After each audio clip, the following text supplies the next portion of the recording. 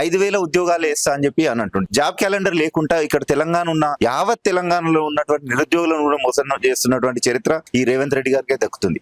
అదే విధంగా ఒక స్ట్రాటజిక్ గా డిఎస్సి చేస్తామని చెప్పి ఎలక్షన్ ముందు అనేక హామీలు ఇచ్చి డిఎస్సి చేస్తామని డిఎస్సిని కూడా వదిలేసిండు, జేఎల్ వేస్తామని జేఎల్ వదిలేసిండు. ఉస్మానియా యూనివర్సిటీకి వచ్చి 1000 కోట్లు ఇస్తాము అని చెప్పి అంగు ఆర్భాటాలతోనే అమలు చేస్తామని చెప్పి ఉస్మానియాకు 1000 కోట్లని అది కూడా అమలు చేయకుండా వెళ్ళిపోయిన చరిత్ర ఈ దొంగకే దక్కుతుంది. వెల్కమ్ టు తెలంగాణ వెలుగు. ప్రస్తుతం మనతో పాటు సతీష్ గారు ఉన్నారు, బీఆర్ఎస్వి రాష్ట్ర ఉపాధ్యక్షులు. సతీష్ గారు, ఈరోజు చూసుకున్నట్టయితే 20,000 స్కూల్ నుంచి 4,000 స్కూల్ వరకు తీసుకొస్తా అనడం కావచ్చు, తర్వాత ఎస్ఐ కానిస్టేబుల్ 20,000 నోటిఫికేషన్లు రెడీగా ఉన్నాయని చెప్పినప్పటికీ కేవలం 5,000 నోటిఫికేషన్ ఇస్తా అనడం కావచ్చు. ఇప్పటి వరకు నిరుద్యోగ వృత్తి రాని పరిస్థితి 2.5 సంవత్సరాల్లో.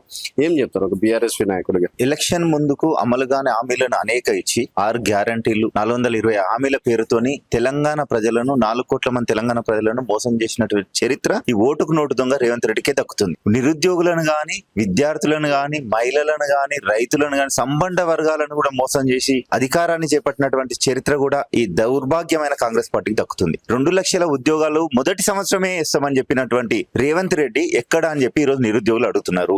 5,000 ఉద్యోగం 20,000 వేకెన్సీస్ ఉన్నటువంటి కానిస్టేబుల్ ఉద్యోగాలు వెయ్యమని నిరుద్యోగులు అడుగుతుంటే 5,000 ఉద్యోగాలు వేస్తా అని చెప్పి అని అంటుంది. జాబ్ క్యాలెండర్ లేకుండా ఇక్కడ తెలంగాణ ఉన్న యావత్ తెలంగాణలో ఉన్నటువంటి నిరుద్యోగులను కూడా మోసం చేస్తున్నటువంటి చరిత్ర ఈ రేవంత్ రెడ్డి గారికే దక్కుతుంది.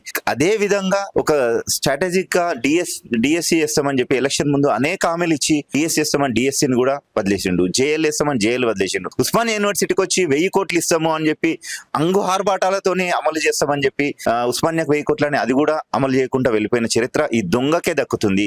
ఈ దేశంలో కేసీఆర్ 2014లో తెలంగాణ రాష్ట్రం ఏర్పడ్డ తర్వాత అన్ని రంగాలలో అన్ని సంబంధ వర్గాలను కూడా దేశంలో నంబర్ 1 స్థానం ఉంచినటువంటి చరిత్ర కేసీఆర్ గారు దక్కుతుంది. అదే విధంగా ఇప్పుడు ప్రస్తుత పరిస్థితుల్లో దేశంలో అట్టడుగు స్థాయికి వెళ్లే పరిస్థితి కూడా ఈ రేవంత్ రెడ్డి పాలనలో దక్కుతుంది. అదే విధంగా మహిళలకు స్కూటీలని, నిరుపేదలకు మహిళలకు 2,500 పింఛన్ అని చెప్పి అన్ని వర్గాలు, రైతులు కల్లాల దగ్గర చనిపోతుంటే రైతులను పట్టించుకోలేని పరిస్థితి.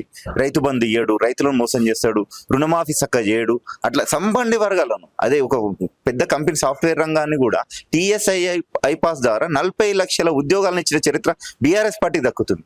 ఈ రాష్ట్రంలో తెలంగాణ రాష్ట్రం ఏర్పడ్డ తర్వాత ఐటీ శాఖ మంత్రిగా, మున్సిపల్ శాఖ మంత్రిగా కూడా దాదాపు సాఫ్ట్వేర్ రంగాన్ని దేశంలో నంబర్ 1 స్థానంలో నిలిపిన చరిత్ర కూడా కేటీఆర్ గారికి దక్కుతుంది. మేము తెలంగాణ రాష్ట్రం ఏర్పడ్డ తర్వాత విద్యార్థుల సమస్యలపైన బీఆర్ఎస్వి అన్ని రంగాల్లో అన్ని ఇష్యూలపైన పోరాటం చేస్తున్నాం. విద్యార్థి కేసీఆర్ గారు 2014లో రాష్ట్రం ఏర్పడ్డ తర్వాత గురుకులాలను బాగు చేసుకోవాలని 242 గురుకులాలను దాదాపు 1013 గురుకులాలను పెంచి ఒక్కొక్క విద్యార్థి పైన 1,25,000 రూపాయలు ఖర్చు పెట్టి అందరికి సన్న బియ్యంతో మంచి పౌష్టికాహారంతో ఉండాలని చెప్పి అప్పుడు గురుకుల సీట్ల కోసం ఎమ్మెల్యేల దగ్గర పడిగాల్పులు కాల్చి సీట్ల కోసం రికమెండేషన్లు చేసిన చరిత్ర. ఇప్పుడు 600 ఉన్న సీట్లు 500 మంది కూడా జైన్ కాలేని పరిస్థితి, 200 ఉన్న దగ్గర 100 కూడా జైన్ కాలేని పరిస్థితి. అంటే గురుకులాలలో జైన్ అయిన తర్వాత మళ్ళీ వెనక్కి వెళ్ళిపోతున్నారు. అంటే ఈ రాష్ట్ర ప్రభుత్వం ఏ విధంగా పరిపాలన చేస్తుంది? గవర్నమెంట్ స్కూళ్ళు, మోడల్ స్కూల్ అని చెప్పి గవర్నమెంట్ స్కూళ్ళను కూడా 4,000కి తగ్గిస్తామని, అంతకుముందు ఉన్న రాష్ట్ర ప్రభుత్వం తగ్గిస్తుంది, ఒక 2-3 వేలు తగ్గించింది అని చెప్పి నేను 15,000 పెంచుతా అని చెప్పి అది ఎలక్షన్ ముందు అనేక హామీలతో పెంచాడు. రాజ్యాంగాన్ని పట్టుకొని దేశం మొత్తం తిరుగుతున్నటువంటి రాహుల్ గాంధీ ఆర్టీసీ క్రాస్ రోడ్కి వచ్చి నిరుద్యోగులకు మేము ఉంటాము అని చెప్పి యూత్ డిక్లరేషన్ అని చెప్పి ప్రియాంక గాంధీ వచ్చి సరూర్ నగర్ స్టేడియంలో యూత్ డిక్లరేషన్ ప్రతి యువతను మోసం చేశారు. వీళ్ళు ఎలక్షన్ ముందు వచ్చి కాంగ్రెస్ నాయకులు ఓట్ల కోసం పనిచేస్తారు తప్ప ప్రజల కోసం కానీ తెలంగాణ అస్తిత్వం కోసం పనిచేసే నాయకులు కాదు.